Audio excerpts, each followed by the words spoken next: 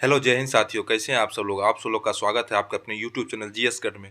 हम सब लोग करंट अफेयर्स वार्षिकांक 2022 कर रहे थे, जो कि उत्कर्ष के द्वारा निकाला गया यह करंट अफेयर्स है। ये काफ़ी महत्वपूर्ण है हर एक एग्जाम के लिए। आज जो हम सब लोग करने जा रहे हैं, अभ्यास एवं ऑपरेशन करने जा रहे हैं। सैन्य अभ्यास एवं ऑपरेशन, जो कि सभी एग्जाम के लिए काफ़ी महत्वपूर्ण क्वेश्चन ये होता है। तो इससे पहले हम सब लोग 3 वीडियो इसका कर चुके हैं। आज जो होगा इसका चौथा और लास्ट वीडियो होगा अभ्यास एवं ऑपरेशन का। तो आप सब लोग ज़्यादा से ज़्यादा इसको देखने का प्रयास करें और ज़्यादा से ज़्यादा इसको शेयर करने का प्रयास करें। इससे पहले जो हम सब लोग कर चुके हैं,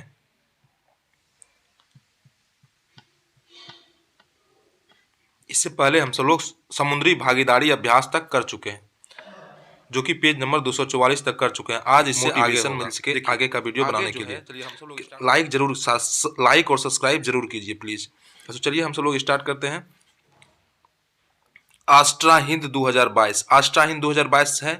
इसका आयोजन जो होता है 28 नवंबर से 11 दिसंबर 2022 तक महाजन फील्ड फायरिंग रेंज बीकानेर में हुआ। कहाँ हुआ?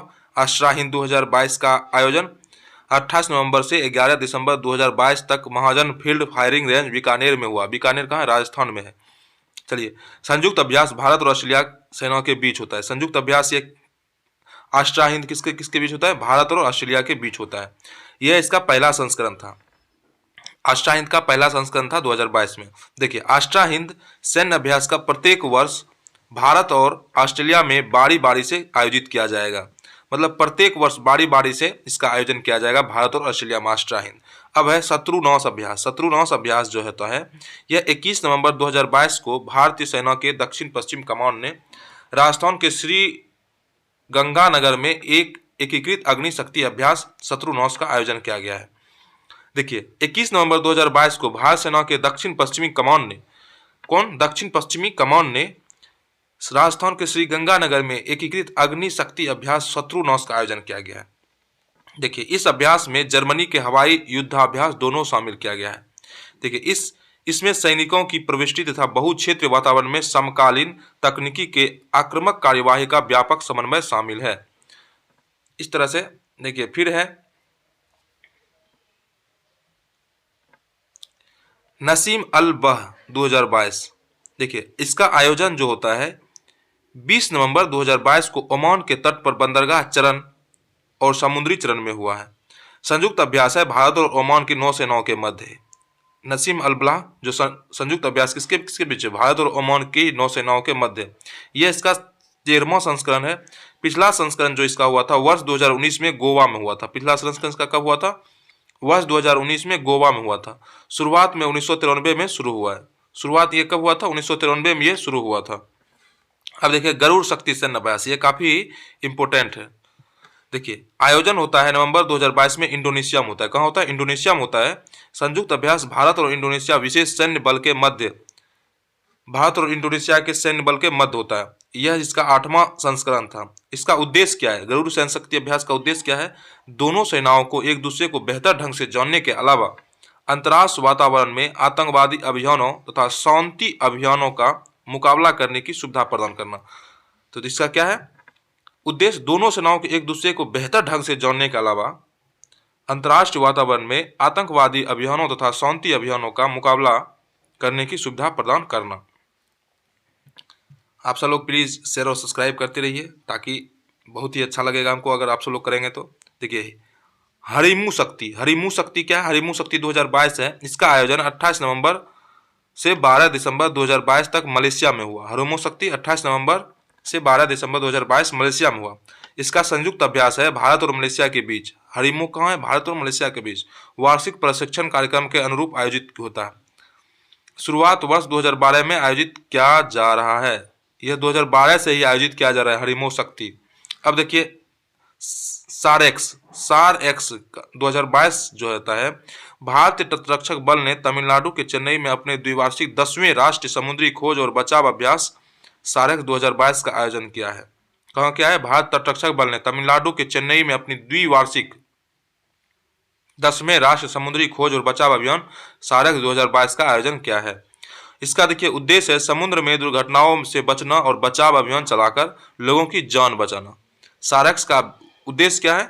समुद्र में दुर्घटनाओं से बचना और बचाव अभियान चलाकर समुद्र में लोगों की जान बचाना।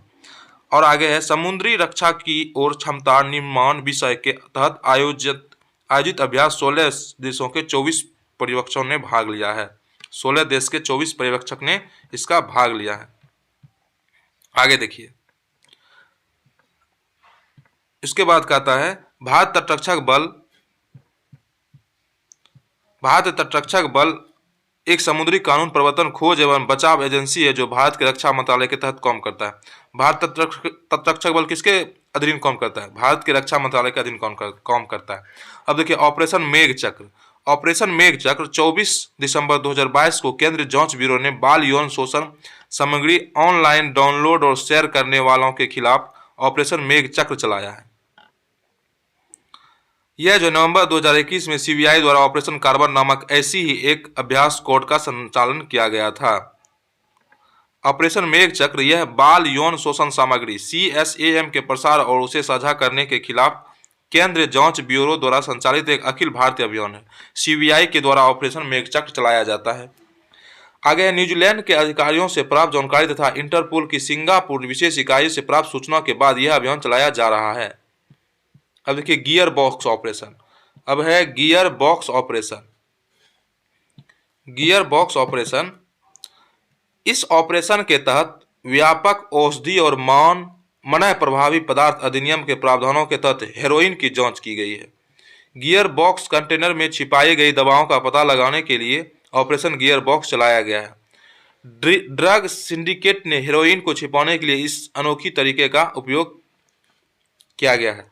भारत विश्व के 2 सबसे बड़े अफीम उत्पादक क्षेत्र गोल्डन ट्रायंगल और गोल्डन क्रिसेंट के बीच स्थित है। बताइए, भारत जो है ना विश्व की 2 सबसे अफीम उत्पादक क्षेत्र के बीच है, और 2 अफीम उत्पादक क्षेत्र कौन है? गोल्डन ट्रायंगल और गोल्डन क्रिसेंट। अब देखिए राजस्व खुफिया निदेशालय वित्त मंत्रालय भारत सरकार के राजस्व विभाग में केंद्रीय अप्रत्यक्ष करों और सीमा शुल्क के तहत कार्य करता है। आगे है पर्वत प्रहार सैन्य अभ्यास। पर्वत प्रहार सैन्य अभ्यास जो है यह 18 से 12 सितंबर 2022 तक भारत सेना ने लद्दाख में पर्वत प्रहार सैन्य अभ्यास शुरू किया है। सेना प्रमुख जनरल मनोज पांडे 10 सितंबर 2022 को इस सैन्य अभ्यास में उपस्थित थे। सेना प्रमुख जो है था कौन था? मनोज पांडे इस सैन्य अभ्यास में उपस्थित है, पर्वत प्रहार सैन्य अभ्यास में। देखिए सेना ने एक्सरसाइज की तस्वीरें जारी की जिनमें चिनूक हेलीकॉप्टर द्वारा जीप का आसमान में ले जाते देखा गया है। जीप को आसमान में ले जाते देखा गया, इसी को पर्वत प्रहार सैन्य अभ्यास के दौरान। अब देखिए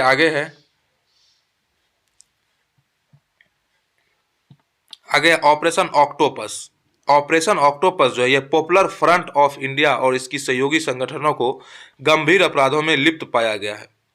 गृह मंत्रालय ने पॉपुलर फ्रंट ऑफ इंडिया और उसके सहयोगी संगठनों को विविध विधि को विरुद्ध कार्यकलाप अधिनियम 1967 प्रावधान के अंतर्गत विधि विरुद्ध संगठन घोषित किया है ऑपरेशन ऑक्टोपस को। ऑपरेशन ऑक्टोपस वैसे PFI पर बैन की पृष्ठभूमि 2 महीने पहले तभी तैयार हो गई थी जब जुलाई में PM मोदी की पटना रैली में विस्फोटक की नापक साजिश से पर्दा उठा था। ऑपरेशन ऑक्टोपस का उसी समय पता चल गया था।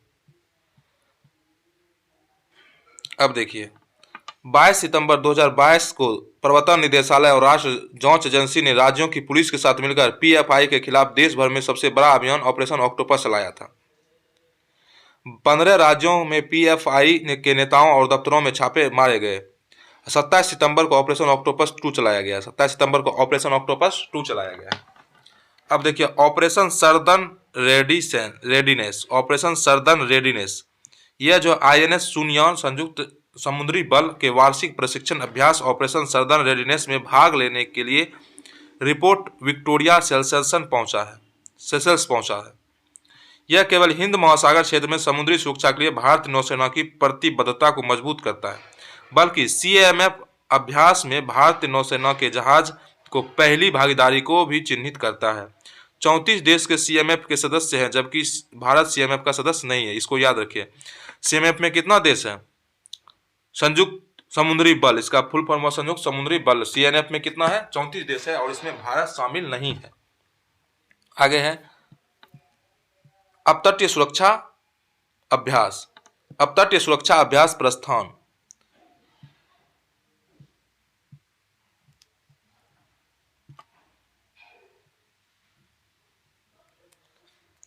देखिए 11 से 12 अक्टूबर 2022 तक पूर्वी सेनाओं कमान ने अपतटीय सुरक्षा अभ्यास प्रस्थान आयोजित किया है। इसका आयोजन पूर्वी नौसेना कमान के मुख्यालय के अंतर्गत कृष्णा गोदावरी बेसिन अपतटीय विकास क्षेत्र में किया गया। इसका कहाँ है? नौसेना कमान का मुख्यालय के अंतर्गत जो होता है कृष्णा गोदावरी बेसिन तटीय अपतटीय विकास क्षेत्र में किया गया। यह अभ्यास प्रत्येक 6 महीने में आयोजित किया जाता है।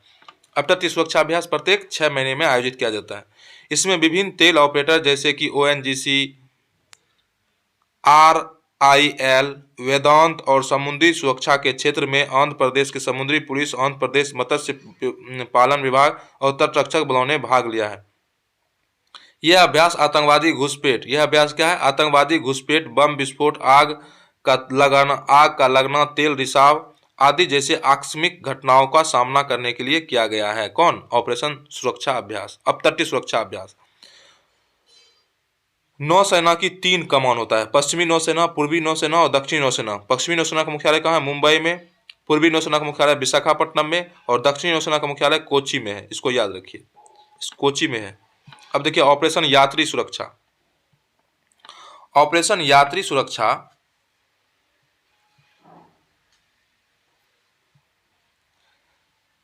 यात्री सुरक्षा भारत रेलवे के माध्यम से यात्रा करने वाले यात्रियों की सुरक्षा में सुधार के उद्देश्य से रेलवे सुरक्षा बल ने ऑपरेशन यात्री सुरक्षा का शुभारंभ किया है।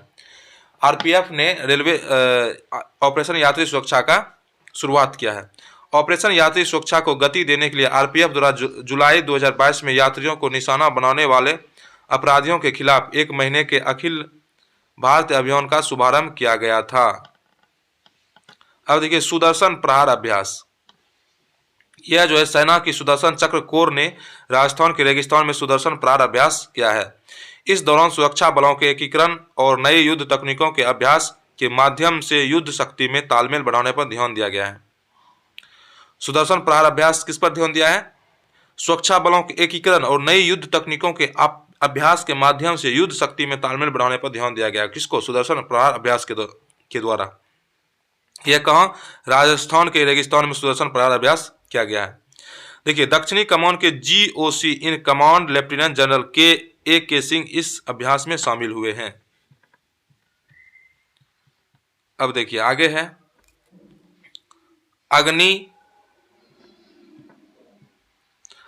अग्नि वॉरियर का द्विपक्षीय अभ्यास। अग्नि वॉरियर का द्विपक्षीय अभ्यास, यह आयोजन जो है 13 से 30 नवंबर 2022 तक फील्ड फायरिंग रेंज देवलाली में आयोजित हुआ है। कहाँ है? वह है देवलाली में आयोजित हुआ है। संयुक्त अभ्यास भारत और सिंगापुर नौसेनाओं के मध्य हुआ है। संयुक्त अभ्यास भारत और सिंगापुर की नौसेनाओं के मध्य हुआ है। संस्करण इसका 12वां संस्करण था। अग्नि वॉरियर द्विपक्षीय अभ्यास भारत और सिंगापुर की नौसेनाओं के मध्य हुआ है। यह 12वां संस्करण था। इस अभ्यास में ड्रिल्स एवं प्रतिक्रियाओं के आपसी समझ बढ़ाने और दोनों सेनाओं के बीच पारस्परिक बेहतर करने में योगदान दिया गया है। आप सब लोग प्लीज शेयर और सब्सक्राइब जरूर कीजिए, जल्दी जल्दी कर दीजिए प्लीज। अब देखिए संगम अभ्यास। संगम अभ्यास जो होता है यह जो आयोजन 1 दिसंबर 2022 को गोवा में शुरू हुआ। संगम अभ्यास कहाँ हुआ? गोवा में शुरू हुआ। यह भारत और US के सेनाओं के मध्य हुआ। भारत और US के सेनाओं के मध्य कौन होता है? संगम अभ्यास होता है। यह इसका 7वां संस्करण था। शुरुआत 1994 में इसका शुरू किया गया था। कौन? संगम अभ्यास 1994 में शुरू किया गया था। अब देखिए गश्त कॉर्पेट अभ्यास जो होता है यह 8 से 19 दिसंबर 2022 के बीच आयोजित हुआ। 8 से 19 दिसंबर 2022 के बीच आयोजित होता है। भारत और इंडोनेशिया के समन्वित गश्त कॉर्पेट अभ्यास हुआ है। किसके किसके बीच? भारत और इंडोनेशिया के बीच। यह उसका 39वां संस्करण था। वर्ष 2002 से इसे शुरू किया गया है। इसका उद्देश्य है हिंद महासागर क्षेत्र को वाणिज्यिक जल परिवहन, अंतर्राष्ट्रीय व्यापार और विधि सम्मति समुद्री गतिविधियों के लिए सुरक्षित बनाना। अब देखिए ये इंपॉर्टेंट है काजिंद 22 जो है बहुत ही इंपॉर्टेंट है। चलिए हम सब लोग काजिंद 22 के बारे में पढ़ते हैं। आप सब लोग इसका लाइक शेयर और सब्सक्राइब जरूर कीजिए, बहुत अच्छा लगेगा अगर आप सब लोग लाइक शेयर और सब्सक्राइब करेंगे तो। चलिए काजिंग काजिंग 22 जो होता है यह आयोजन 15 से 28 दिसंबर 2022 तक उमरोई में हुआ है। कहाँ हुआ? उमरोई कहाँ है? मेघालय में है। उमरोई मेघालय में है और इसका संयुक्त अभ्यास भारत और कजाकिस्तान की सेनाओं के मध्य होता है। भारत और कजाकिस्तान की सेनाओं के मध्य होता है काजिन 2022। शुरुआत 2016 में इसका हो गया था, काजिन 2022 का। काजिन भारत और कजाकिस्तान की सेनाओं के मध्य होता है। यह कजाकिस्तान की सेनाओं के साथ एक संयुक्त प्रशिक्षण अभ्यास 2016 में प्रबल दोस्ती के रूप में शुरू किया गया था, जिसे बाद में वर्ष 2018 में इसका नाम परिवर्तन कर काजिन कर दिया गया है। अब सूर्य किरण 16 यह जो 16वां अभ्यास है यह 16 से 29 दिसंबर 2022 नेपाल आर्मी बैटल स्कूल सलझंडी में हुआ है। कहाँ हुआ? सूर्य किरण 16वां इसका संस्करण था। यह भारत और नेपाल की सेनाओं के मध्य होता है और यह नेपाल में स्टार्ट किया गया है। ठीक, अब देखिए इसमें विविध है, कुछ विविध को हम देख लेते हैं। हाल ही में यूनेस्को द्वारा भारत की 3 नए सांस्कृतिक स्थलों को विश्व धरोहर स्थलों की अस्थायी सूची में शामिल किया गया है। हाल ही में यूनेस्को द्वारा भारत के 3 नए सांस्कृतिक स्थलों को विश्व धरोहर स्थलों की अस्थायी सूची में शामिल किया गया है। इसके बाद है, इस स्थलों में मोडेरा का ऐतिहासिक सूर्य मंदिर, गुजरात का ऐतिहासिक वडनार शहर और त्रिपुरा में उनाकोटी की चट्टानों को काटकर बनाई गई मूर्तियां शामिल है। इसमें कौन कौन शामिल है? देखिए, तीन नए सांस्कृतिक स्थलों को विश्व धरोहर स्थलों की अस्थायी सूची में शामिल किया गया है। इसमें है मोडेरा का ऐतिहासिक सूर्य मंदिर, गुजरात का ऐतिहासिक वडनार शहर और त्रिपुरा में उनाकोटी की चट्टानों को काटकर बनाई गई मूर्तियां इसमें शामिल है। इन 3 स्थलों के शामिल होने के बाद यूनेस्को को विश्व धरोहर स्थलों की अस्थायी सूची में शामिल भारतीय स्थलों की संख्या कितनी है? 52। इसको याद रखिए। यूनेस्को के अस्थायी सूची में कितना शामिल है भारतीय स्थल? तो इसमें 52 भारत स्थल शामिल है। इसको बहुत ही इंपॉर्टेंट है, याद रखिए। तो हम सब लोग ये पूरा अभ्यास और ऑपरेशन पूरा कर चुके हैं। जितना भी एक्सरसाइज था हम सब लोग पूरा कर चुके हैं। इस वीडियो को आप सब लोग ज़्यादा से ज़्यादा देखने का प्रयास करें और ज़्यादा से ज़्यादा शेयर करने का प्रयास करें, ताकि हम आगे भी इस तरह का वीडियो ला सकें और अच्छे अच्छे वीडियो बना सकें। तो चलिए मिलते हैं नेक्स्ट सेशन में, तब तक के लिए धन्यवाद। जय हिंद, जय भारत।